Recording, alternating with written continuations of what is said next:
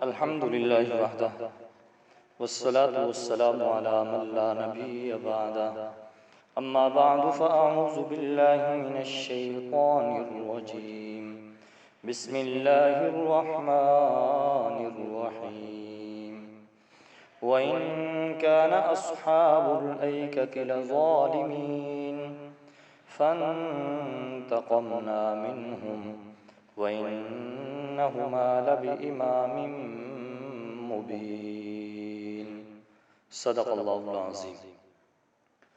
آج ہم اپنے درس قرآن کا آغاز سورہ ہجر کی آیت نمبر 78 سے کر رہے ہیں۔ اللہ تبارک و تعالی ارشاد فرماتے ہیں وَإِن كَانَ أَصْحَابُ الْأَيْكَةِ لَظَالِمِينَ،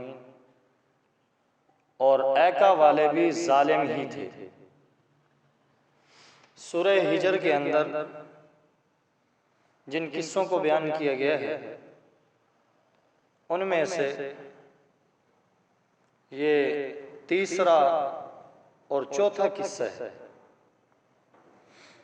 اور مقصود اس کے ذکر کرنے سے یہ ہے کہ اللہ کے عذاب سے بچنے کی تلقین اور اللہ کی فرما برداری کی ترغیب۔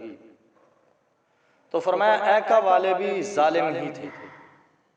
ایکا ایسے جنگل کو کہا جاتا ہے جہاں پر درخت بہت زیادہ، اس سے مراد مدین والے ہیں۔ جس جگہ پر یہ لوگ آباد تھے وہاں پر بھی بڑے گھنے اور سرسبز درخت تھے، اس لیے ان کو ایکا والا کہا گیا کہ ایکا والے بھی ظالم ہی تھے۔ اور مقصود چونکہ عبرت دلانا ہے، مشرکین مکہ کا شام جاتے ہوئے یہاں سے گزر ہوتا تھا، تو اس لیے ان عذاب والی جگہوں کا ذکر کیا۔ فرمایا ایکا والے ظالم تھے۔ ظلم سے مراد کفر و شرک یا معصیت یا بندوں پر ظلم و زیادتی ہے۔ اور جن قوموں پر عذاب آیا ہے ان کے حالات سے پتہ چلتا ہے کہ وہ ان تینوں قسم کے ظلموں کے اندر مبتلا تھے۔ اگرچہ سب سے بڑا ظلم تو شرک ہی ہے۔ قرآن کریم نے کہا ان الشرک لظلم عظیم، اور قرآن کریم نے فسق و فجور کو بھی ظلم کہا ہے۔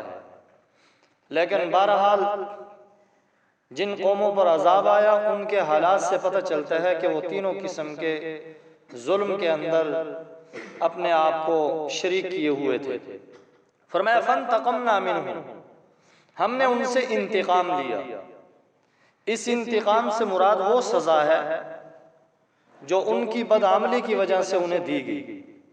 فرمایا ہم نے ان سے انتقام لیا، اور یہ دونوں بستیاں کھلی شاہراہ پر واقع ہیں، یعنی ایکا اور فرمایا لوط علیہ السلام کی جو بستیاں ہیں، قوم لوط کی بستیاں، فرمایا یہ دونوں کھلی شاہراہ پر واقع ہیں۔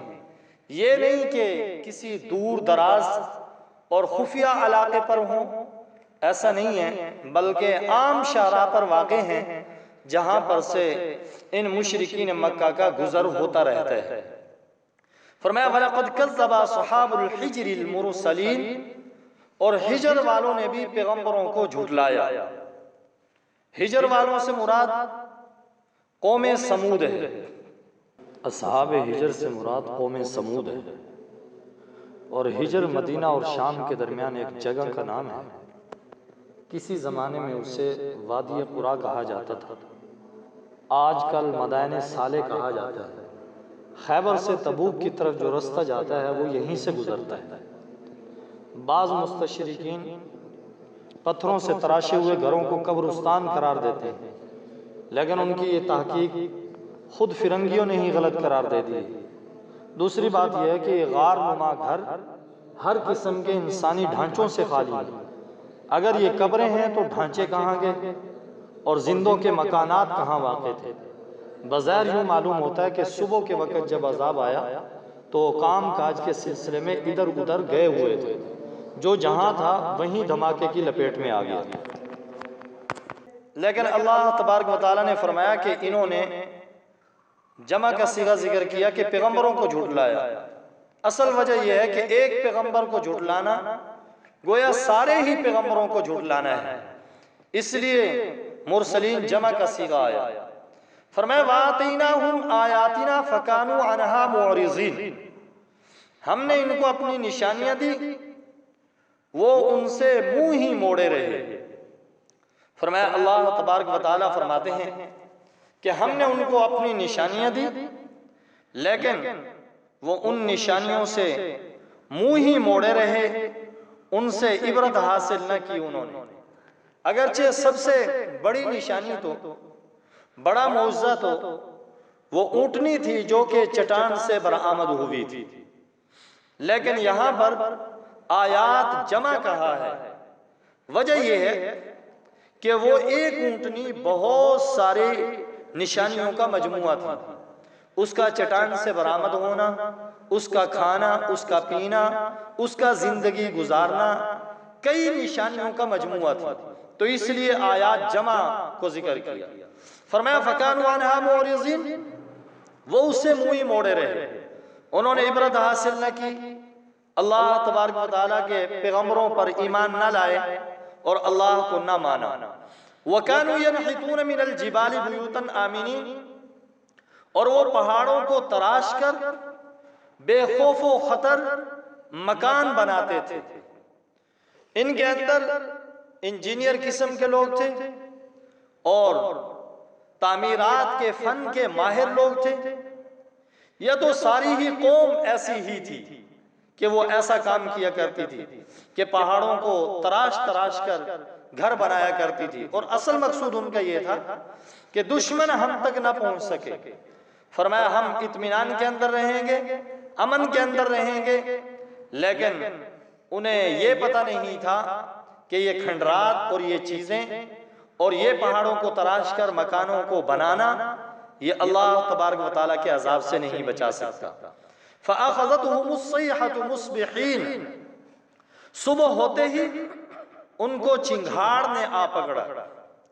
اس سے معلوم یہ ہوتا ہے کہ جیسے ہی صبح ہوئی وہ لوگ گئے ہوئے تھے اپنے کام کاج کے لیے، باہر نکلے ہوئے تھے. فرمایا ایک چنگھاڑ آئی دھاریوں والے بادل کے اندر سے جو ان پر چھا گیا تھا. فرمایا اس کے اندر سے چنگھاڑ آئی اور ان کو تہ و بالا کر کے رکھ دیا. فَمَا غَنَا عَنْهُمْ مَا كَانُوا يَكْسِبُونَ، فرمایا وہ ہنر جس کے ذریعے سے وہ کام کیا کرتے تھے وہ انہیں کام نہیں آیا. فرمایا وہ ہنر، فرمایا وہ فنکاری، وہ ان کی ہندسے کو جاننا اور انجینئر، فرمایا کچھ بھی کام نہیں آئی جب اللہ کا عذاب آیا. وَمَا خَلَقْنَا السَّمَاوَاتِ وَالْأَرْضَ وَمَا بَيْنَهُمَا إِلَّا بِالْحَقِّ، اور ہم نے زمین و آسمان کو جو ان کے بیچ میں ہے کسی برحق مقصد کے بغیر پیدا نہیں کیا، اور بے شک قیامت آ کر ہی رہے گی. آپ ان کافروں کے طرز عمل پر خوبصورتی کے ساتھ درگزر سے کام لیجئے. یہاں پہ فرمایا کہ آسمان و زمین اور جو ان کے بیچ میں ہم نے اس کو بغیر برحق مقصد کے پیدا نہیں کیا. فرمایا کسی کو یہ اشکال ہو سکتا تھا کہ اللہ تبارک و تعالیٰ تو رحمان و رحیم ہے، پھر بندوں کو عذاب دینا اس کی شان سے بعید ہے. تو فرمایا کہ ہم نے زمین و آسمان جو ان کے بیچ میں ہے جو کچھ بھی ہے حکمت مصلحت کے تحت پیدا کیا ہے. دنیا کی چھوٹی سے چھوٹی چیز بغیر حکمت کے پیدا نہیں کی. فرمایا انسان جو خلیفۃ اللہ ہے، فرمایا اس کو بغیر مقصد کے پیدا کیا ہو ایسا نہیں. فرمایا دنیا کی ہر چیز اپنی حکمت کے نظام کے تحت کام کر رہی ہے. فرمایا انسان کیوں باغی بنے، کیوں باغی بن کر امن کو تباہ کرے. فرمایا جب یہ امن کو تباہ کرتا ہے تو پھر اللہ تبارک و تعالیٰ اسے تہ و بالا کر کے رکھ دیتے ہیں، اور فرمایا پھر اسے مہلت نہیں دی جاتی.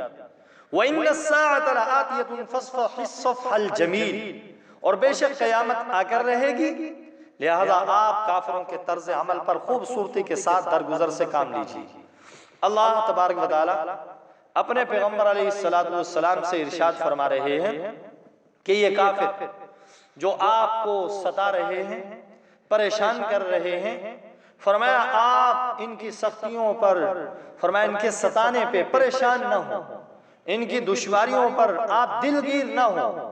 فرمایا قیامت آنے والی ہے، قیامت کے اندر یہ اپنا انجام جو ہے وہ دیکھ لیں گے اور اپنے کیے کی سزا بھگتیں گے، لہٰذا آپ ان کافروں کے طرز عمل پر خوبصورتی کے ساتھ درگزر سے کام لیجیے۔ ان ربک هو الخلاق العلیم، بے شک تیرا رب وہ سب کو پیدا کرنے والا اور سب کو جاننے والا ہے۔ خلاق یہ مبالغہ کا صیغہ ہے، اس کا معنی ہے کہ بہت پیدا کرنے والا۔ اللہ تبارک و تعالیٰ نے کب سے مخلوق کو پیدا کیا ہے اور کتنی مخلوق کو پیدا کیا ہے، یہ آج تک کوئی بھی تحقیق سے نہیں بتا سکتا۔ یہ اللہ تبارک و تعالیٰ ہی جانتے ہیں کہ اللہ تبارک و تعالیٰ نے کب سے مخلوق کو پیدا کیا ہے، کتنی مخلوق کو پیدا کیا، کیوں پیدا کیا ہے، یہ اللہ تبارک و تعالیٰ ہی جانتے ہیں۔ فرمایا العلیم، وہ سب کو جاننے والا بھی ہے، سب کے قول، سب کے اعمال کا اللہ رب العزت محاسبہ کریں گے۔ کیوں؟ اس لیے کہ وہ سب کے اعمال کو، سب کے اقوال کو، سب کے حالات کو اللہ تبارک و تعالی ہر چیز کو، ہر حالت کو جاننے والے ہیں۔ فرمایا ان ربک هو الخلاق العلیم، بے شک تیرا رب وہ سب کو پیدا کرنے والا اور سب کو جاننے والا ہے۔ دعا ہے اللہ رب العزت سے کہ اللہ تبارک و تعالی ہم سب کو بھی صحیح معنی میں خالصتاً اپنی عبادت کی توفیق نصیب فرمائے، نافرمانی سے اللہ رب العزت ہم سب کو محفوظ فرمائے۔ وآخر دعوانا الحمدللہ رب العالمین۔ الحمدللہ رب العالمین۔ اللہم صلی علی سیدنا و مولانا محمد وعلی آل سیدنا و مولانا محمد وبارک وسلم وصلو علیہ۔ اے اللہ ہم سب سے راضی ہو جا، اپنی رضا مبارک ہم سب کو نصیب فرما، درس قرآن کو قبول و منظور فرما، کمی کوتاہیوں کو اپنے فضل و کرم سے معاف فرما، ہم سب کی بخشش کا ذریعہ بنا، قبولیت نصیب فرما، بیماروں کو شفا نصیب فرما، اے اللہ ہر مشکل کو حل فرما، ہمارے حاج صاحب کو اللہ جزائے خیر نصیب فرما، اے اللہ صحت عافیت کا معاملہ فرما، اے اللہ ہم سب کی بگڑیوں کو بنا، سب کی جائز حاجات کو پورا فرما، اے اللہ ہم سب کی دعاؤں کو اپنے فضل سے جناب رسول اللہ صلی اللہ علیہ وسلم کے واسطے وسیلے سے قبول و منظور فرما، آنے والی محفل کو قبول و منظور فرما، اے اللہ علاقے کے اندر ہدایت کا ذریعہ بنا۔ ربنا تقبل منا انک انت السمیع العلیم وتب علینا انک انت التواب الرحیم، وصلی اللہ تعالی علی خیر خلقہ محمد وعلی آلہ واصحابہ واہل بیتہ اجمعین، آمین آمین برحمتک یا ارحم الراحمین۔ جزاک اللہ۔